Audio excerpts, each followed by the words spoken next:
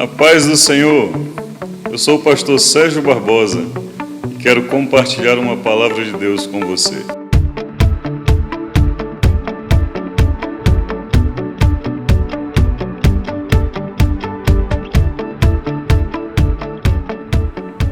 Pense comigo. O que vem à sua mente quando você ouve ou pronuncia a palavra deserto? A palavra de Deus, no livro de Marcos, capítulo 1, versículo 12 e 13, diz o seguinte: E logo o Espírito o impeliu para o deserto, onde permaneceu 40 dias, sendo tentado por Satanás. Estava com as feras, mas os anjos o serviam. Sempre que nós pensamos na palavra deserto, o que imediatamente vem à nossa mente? Normalmente eu ligo isso a sofrimento, lugar de morte, de solidão. Mas se houver outra forma de interpretarmos deserto, e se na verdade deserto for apenas uma ferramenta de Deus para trabalhar nas nossas vidas aquilo que precisamos compreender e entender. Eu gosto desse texto particularmente porque ele, dentro da narrativa, ele está sendo colocado logo após o batismo de Jesus.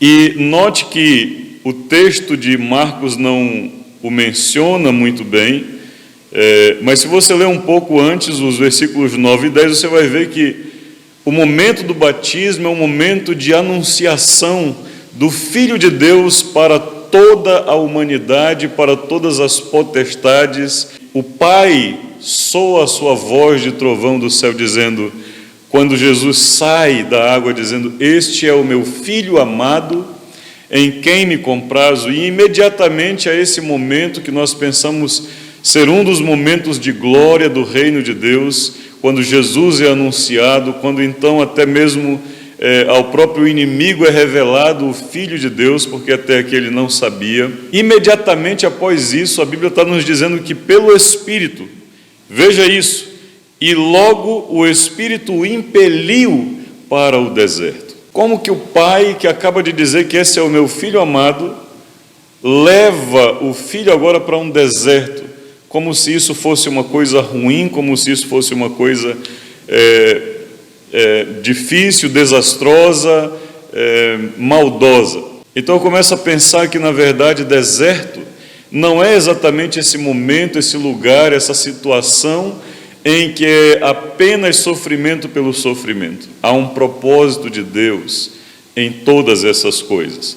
E eu quero, junto com você nessa hora, pensar nesse contexto. A primeira coisa que eu quero analisar com você aqui é: o ministério de Jesus foi precedido de um tempo de deserto. Nós sabemos que o ministério de Jesus, glorioso, culmina aqui no livro de Mateus, capítulo 28, versículo 18, quando ele diz: E Jesus, aproximando-se, falou-lhes, dizendo, toda a autoridade me foi dada nos céus e na terra.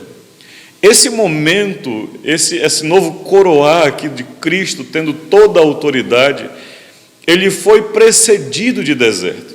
Então a primeira coisa que eu aprendo aqui é que, se de repente nós estivermos passando por algum momento de deserto em nossas vidas, possivelmente é o prelúdio de algo grande que o Senhor quer entregar em nossas vidas, que o Senhor quer entregar em nossas mãos. A segunda coisa que eu vejo é: Jesus foi tentado no deserto. E é exatamente nesses momentos mais difíceis que nós pensamos que deveríamos ser acariciados e abraçados, nesse momento de deserto que normalmente é de fragilidades e de reflexões. É exatamente aí onde o inimigo vai tentar com toda a sua força destruir tudo que ele puder em nós.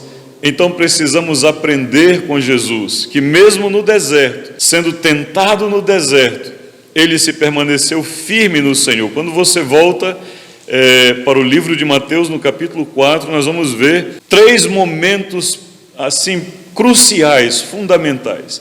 Nós entendemos que ele passou os 40 dias sendo tentado, mas Mateus relata 3 momentos muito fortes. O primeiro momento é a partir do versículo 3, quando ele diz: então o tentador, aproximando-se, disse: se és o Filho de Deus, manda que as pedras se transformem em pães. E nós vemos que a primeira tentação que o maligno vai tentar abalar é a nossa fé na palavra e na bondade de Deus. Ele vai imediatamente atacar a verdade de Deus em nossas vidas. Então se você é o Filho de Deus, por que você está sofrendo? Se você é um Filho de Deus, por que está passando por essa situação? Se você é um Filho de Deus, por que você está doente? Mas entenda, deserto nunca é o fim. Ele é apenas um meio, um caminho, uma forma que Deus está usando para nos levar para um propósito maior. E Jesus o rebate dizendo que não só de pão viverá o homem, mas de toda a palavra que sai da boca de Deus. Jesus diz: não importa se Deus fizer ou se Ele não fizer, Ele vai continuar sendo Deus na minha vida. A segunda tentativa de Satanás, versículo 5 diz, de Mateus 4: então o diabo levou a cidade santa e colocou sobre o pináculo do templo e disse: se és o Filho de Deus, atira-te daqui abaixo, porque está escrito: ao seu anjo lhe dará ordem a teu respeito para que te guardem, e eles te sustentarão nas mãos, para que não tropeces em alguma pedra. A segunda coisa que ele vai mexer ao tentar destruir a verdade de Deus é mexer no nosso ego, é mexer no nosso eu. Então nós vamos pensar esse tempo todo na presença do Senhor, essa vida de comunhão com o Senhor. Com certeza Deus vai acatar algo e você começa a fazer orações que na verdade não são orações, são tentações ao Senhor, colocando Deus numa situação que nenhum homem é digno de colocar. Satanás vai tentar mexer com o teu eu, com o teu ego, com o teu e o meu orgulho. Mas a palavra de Jesus, a resposta dele a Satanás é contundente e coloca de novo a firmeza, o propósito, a direção que Jesus tinha na sua vida. Ele disse, também está escrito, versículo 7, não tentarás o Senhor teu Deus. Deus, queridos, Ele é eterno, Ele está trabalhando num plano macro para toda a eternidade, e ninguém, por mais bom, justo, boa pessoa que seja, poderá colocar Deus em xeque-mate, porque ele está vendo uma paisagem, ele está vendo uma pintura muito maior do que a nossa. A terceira tentativa de Satanás é de suborno, é de subornar, é de mostrar. Imagine você que você está passando numa luta e alguém chega e diz, olha, eu vou te dar isso, eu vou te dar aquilo. Você está precisando, você está no deserto. Às vezes não é material, é sentimental. Quantas mulheres se envolvem em problemas conjugais, porque no momento de fragilidade, de deserto sentimental, o inimigo colocou alguém ao seu lado que acabou lhes levando para a cova, porque elas cederam e não esperaram firmemente no Senhor. Ele leva aí, versículo 9, versículo 8 diz, levou ainda o diabo a um monte muito alto, mostrou-lhe todos os reinos do mundo e a glória deles, e lhe disse, tudo isso te darei, se prostrado me adorares. Sabe, Satanás nunca dá uma coisa sem esperar outra em troca. Sempre que ele te der algo, ele vai esperar algo em troca. E você precisa estar atento a isso. Ele vai querer a adoração. O principal propósito dele é roubar a adoração que pertence a Deus. E muitas vezes nós pensamos que a adoração tem a ver com louvor, tem a ver com um momento de oração, de ações de graças. Isso faz parte, queridos. Mas a maior adoração que nós podemos prestar ao Senhor é quando nós nos permanecemos obedientes, fiéis a Ele, e não cedemos às propostas que o mundo coloca, que o inimigo coloca. E Jesus lhe responde no versículo 10 dizendo, retira-te, Satanás, porque está escrito, ao Senhor teu Deus adorarás e só a Ele prestarás culto. Não importa o que você possa me oferecer, isso não será suficiente, isso não tomará o lugar do Senhor, do Deus Criador dos céus e da terra, na minha vida. A primeira coisa, então, o ministério de Jesus foi precedido de um deserto. A segunda coisa, o ministério de Jesus, aliás, o próprio Jesus foi tentado num deserto. E a terceira coisa, Jesus, no deserto, foi servido por anjos. Nós vimos lá no Marcos 1, 13, que diz que ele estava entre as feras e os anjos o serviam. Esse serviço angelical que nós também encontramos ali em Hebreus capítulo 1, versículo 14, os anjos são ministros a serviço dos que hão de herdar a salvação, é algo para aqueles que permanecem fiéis no Senhor, que mesmo no deserto não murmuram, não reclamam, não colocam o Senhor contra a parede, não abandonam o louvor e a adoração que pertence somente a Ele. Queridos, deserto não é apenas um lugar onde haverá sofrimento, onde haverá lutas, mas é um meio, uma forma, um processo de Deus para nos levar a algo maior. Se você analisar Moisés, antes de ser o libertador de um povo, ele teve um período de deserto. Se nós observarmos Elias também, antes de Elias derrotar 450 profetas de Baal, antes de ele derrotar os outros 400 profetas dos ídolos de Jezabel, ele teve um tempo de caverna, de solidão.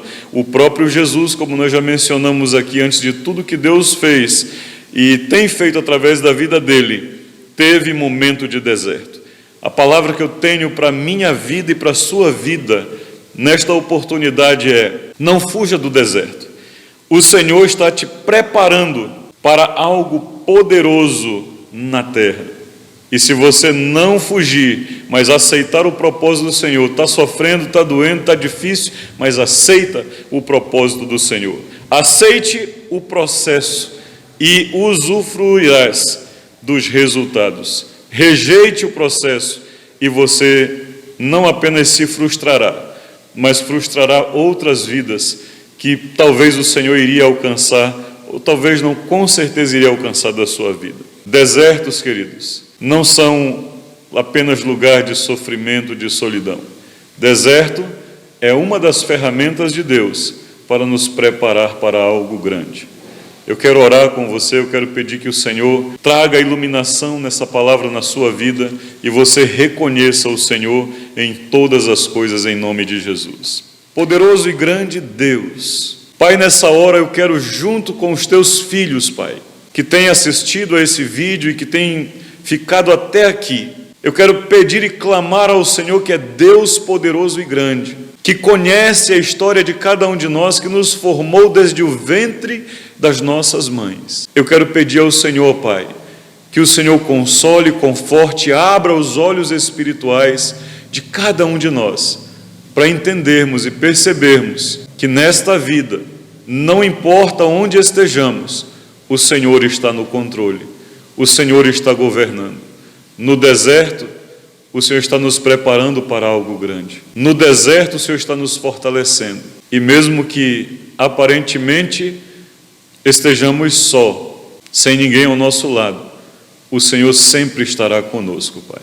Nós te louvamos e te engrandecemos nessa tarde, crentes, ó Deus, certos de que o Senhor já está operando em nossas vidas, em o nome do Senhor Jesus. Querido Deus, te abençoe, sinta fortalecido no Senhor e até a próxima, em nome de Jesus.